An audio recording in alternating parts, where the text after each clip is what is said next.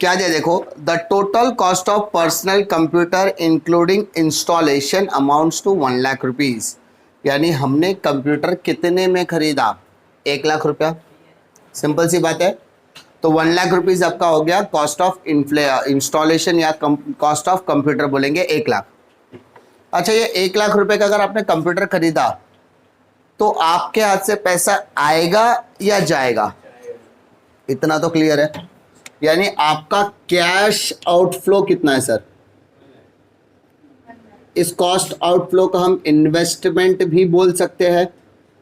और ये इन्वेस्टमेंट आपका कितना है सर? 1 लाख रुपया। दिक्कत है क्या? पक्का? तो कॉस्ट ऑफ कंप्यूटर बोला जाएगा तो भी 1 लाख, इन्वेस्टमेंट बोला तो भी 1 लाख, कैश आउटफ्लो बोला तो भी 1 लाख।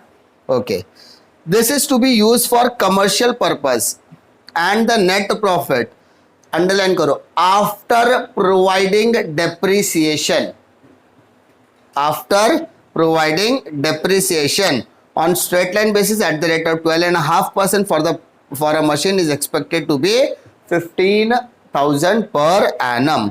यानी हमारा क्वेश्चन स्टार्ट कहां से होगा? तो कल मैंने आपको स्ट्रक्चर बना कर दिया था, वहां पर आपको याद रखना है। यहां पर हमें क्या दिया गया सर? Net profit. क्या दिया sir? Net profit after depreciation, depreciation के बाद। सर डेप्रिसिएशन के बाद क्या आएगा? Net profit interest and tax, है ना? Net profit before interest and tax. Interest कोई दिया नहीं है, इग्नोर करो। तो टैक्स तो आएगा, तो हमारा नेट प्रॉफिट आपको दिया है, वो भी कौन सा sir? After depreciation. How much? 15,000। दिक्कत है क्या? पक्का? चेक करो, the net profit is subject to income tax at the rate of 50%। यानी इसके बाद मुझे टैक्स भी चार्ज करना है। बेटा क्वेश्चन में नेट प्रॉफिट आफ्टर टैक्स नहीं बोला था, आफ्टर डेप्रिसिएशन जरूर बोला है, बट आफ्टर टैक्स बोला है क्या? नहीं। तो इसका मतलब ये नेट प्रॉफिट आफ्टर डेप्रिसिएशन है, लेकिन नेट प्रॉफिट आफ्टर टैक्स नहीं है। ये समझा? दो अलग अलग कॉन्सेप्ट है। आफ्टर टैक्स बोलता तो सीधा डेप्रिसिएशन प्लस करते, बट क्वेश्चन में टैक्स रेट दिया है, मतलब ये नेट प्रॉफिट बिफोर टैक्स है। क्या है मेरा? Net profit before tax. क्या है सर मेरा? Net profit before tax. इसमें से टैक्स माइनस करो, कितना परसेंट बोला है? 50। तो 15,000 का 50% कितना होता है? 7,500। तो माइनस करो, 7,500 आया। ये हो गया मेरा नेट प्रॉफिट आफ्टर टैक्स। क्या गया? Net profit after tax. After tax के बाद आप लोग क्या करते हैं? डेप्रिसिएशन प्लस करते हो। क्या प्लस करने का? डेप्रिसिएशन। यस और नो? मालूम है ना, डेप्रिसिएशन पहले माइनस होता है, उस फिर लास्ट में आगे क्या आता है? प्लस। तो ऊपर माइनस वाला बाद में, आफ्टर डेप्रिसिएशन बोला मतलब ऑलरेडी हमने क्या कर दिया है? माइनस करके दिया है। बट हमें यहाँ पर अभी वापस क्या करना पड़ेगा? ऐड, क्योंकि it is a non cash item. ये कौन सा आइटम है? Non cash item. यस और नो? कितना डेप्रिसिएशन बोला? देखो 12.5% बोला है। बोला है कि नहीं बोला है? 12.5 मतलब 12.5% ऑन इन्वेस्टमेंट 1 लाख। तो 1 लाख का 12.5% कितना होता है सर? 12,500। यस और नो? तो दोनों को ऐड करो, कितना हो गया? तो ये हो गया मेरा कैश इनफ्लो। क्या हो गया सर मेरा? Cash inflow. और कुछ बोला है? देखो, calculate the pay back period for personal computer. तो पे बैक पीरियड कल याद है मैंने आपको बताया था, पे बैक पीरियड याद है कि नहीं? पे बैक पीरियड कैसे निकालोगे sir? What is your investment? Sir 1 lakh rupees मेरा इन्वेस्टमेंट है ना? What is your cash inflow? Cash inflow वो भी कौन सा? Per annum. 1 साल का इनफ्लो कितना है? 20,000। तो हाउ मच? तो 5 साल लगेगा आपका पैसा रिकवर होने में। यानी अगर आपने 1 लाख रुपए का कंप्यूटर खरीदा है तो उस 1 लाख रुपए के कंप्यूटर से आपको 1 लाख रुपया कमाने में कितना साल लगेगा? 5 साल। समझा? यस और नो? पे बैक पीरियड समझ में आया कैसे करने का? हाँ है ना? डाउट है क्या इसमें? मेरा सम नेट प्रॉफिट के बाद टैक्स आएगा, नेट प्रॉफिट के बाद क्या आ रहा है, टैक्स। तो मेरा सम यहां से क्यों स्टार्ट हुआ वो समझ में आया क्या? हाँ ना, कल मैंने पूरा आपको स्टेप सिखाया था, income minus expense is equal to net profit before DIT, depreciation interest tax. तो नेट प्रॉफिट बिफोर डेप्रिसिएशन, उसमें डेप्रिसिएशन लेस होगा तो क्या मिलेगा, net profit before interest and tax. Interest का इंफॉर्मेशन दिया है क्या? नहीं, तो वो भी सेम ही रहेगा। तो net profit interest and tax क्या है, इंटरेस्ट माइनस करोगे तो net profit before tax, less taxation, net profit after tax. फिर add depreciation, cash in flow, multiplied by PV factor, discounting cash in flow, ये बताया था मैंने। तो हमारा सम कहां से स्टार्ट हुआ, नेट प्रॉफिट बिफोर टैक्स से। कौन सा टैक्स सर, बिफोर टैक्स, तभी तो हमको टैक्स माइनस करना है। अरे समझा, पक्का? डिफिकल्टी है क्या? नेट प्रॉफिट बिफोर टैक्स से मेरा सम क्या हो गया, चालू हो गया। क्लियर है? ये बिफोर टैक्स कब आता है, डेप्रिसिएशन के बाद, क्योंकि पहले माइनस होता है लास्ट में प्लस होता है। क्यों? क्योंकि डेप्रिसिएशन मेरा कौन सा आइटम होता है सर, नॉन कैश। कौन सा आइटम होता है, नॉन कैश आइटम। यस और नो? पक्का? फर्स्ट सम में कोई डाउट है क्या? Now move to second sum. अब नेक्स्ट सम की तरफ आते हैं, दिख रहा है, A project under consideration has the following expected cash flow, यानी आपको कुछ expected cash flow दिया है कि अगर आपने कंपनी में कुछ पैसे लगाए तो आपको कुछ पैसे रिटर्न मिलेंगे।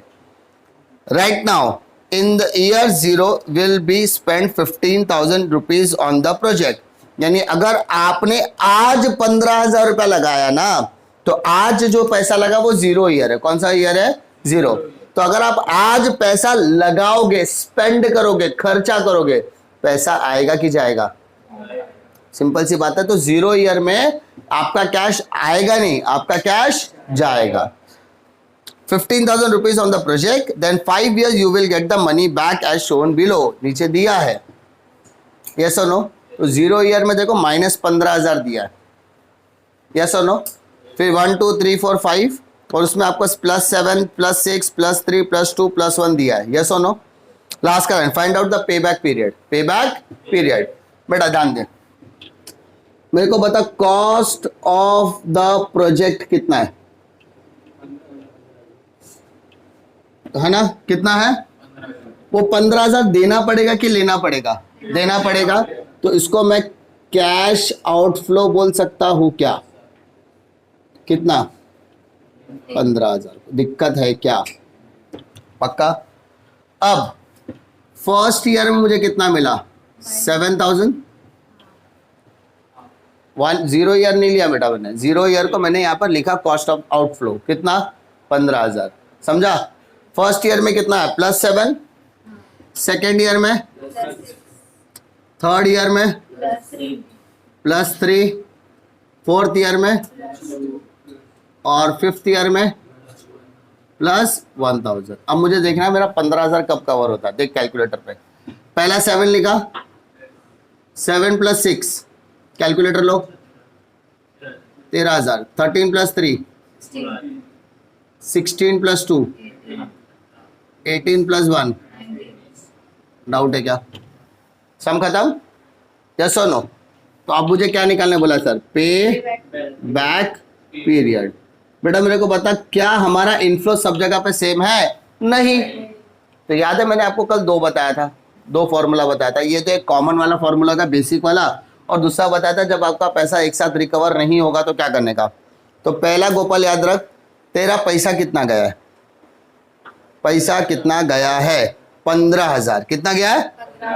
तो देख इस क्यूमुलेटिव में 15,000 से सब कम का सबसे नियरेस्ट वैल्यू क्या है? हाँ ना? तो 13,000 रुपया। कौन से ईयर में? सेकेंड ईयर में। क्लियर है? प्लस तुझे पैसा कितना चाहिए? 15। तेरा कितना पैसा कवर हो गया? तो अभी और कितना कवर होना बाकी है? 2,000 रुपया और कवर होना बाकी है। उस 2,000 के लिए तू क्या करेगा? 3,000 को टारगेट बनाएगा ना। 2,000 नीचे क्या आ गया? 3,000। अरे समझा सर? ये क्या है? डिफरेंस। ये क्या है, और ये क्या है, कैश इनफ्लो। क्या ये अपना कैश इनफ्लो, समझा।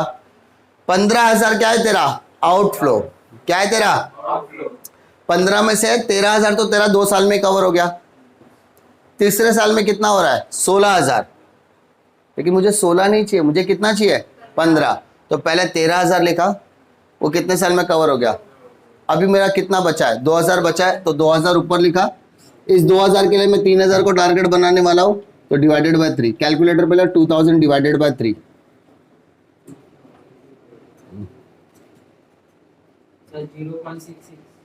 6666, तो इसको 67 बोलेंगे, +2 कर दे, तेरा आंसर आ गया। पे बैक पीरियड आ गया 2.67 ईयर्स। यस और नो, पक्का, हाँ है ना। यानी इतने साल लगेंगे आपको, क्या यानी 2.67 ईयर्स लगेंगे आपका पैसा 15,000 रिकवर होने में। यस और नो, डाउट है क्या। 2.67 कैसे आया समझा क्या भाई साहब, 2.67 कैसे आया समझा क्या। कैलकुलेटर पे नहीं लिया, 2000 divided by 3000, 2000 divided by 3000 equal कर कितना आया, +2 +2 इक्वल कर कितना आया 2.66, तो 67 हुआ ना राउंड फिगर। तो 2.67 ईयर्स लगेगा आपका 15,000 रिकवर होने में। क्लियर है क्या, पक्का, श्योर, हाँ है ना। सर वो 13,000 का थोड़ा देख बेटा, तेरे को जितना कवर करना है पहले वो याद रहना, मालूम रहना चाहिए कितना कवर करना, 15। तो तू 15 में से कितना कवर हो जा रहा है पहले वो देखो, कितना कवर हो रहा है 13,000 कवर हो रहा है ना। तो 13,000 जो नियरेस्ट वाला है, तो वो 13,000 लिखा, 2 साल में कवर हो गया। अब तेरा कितना और कवर होना बाकी है 2,000, तो वो 2,000 यहां पे लिखा डिफरेंस डिवाइडेड बाय नेक्स्ट वाला क्या है, तो 3,000, तो आ गया तेरा 0.67। क्लियर है क्या।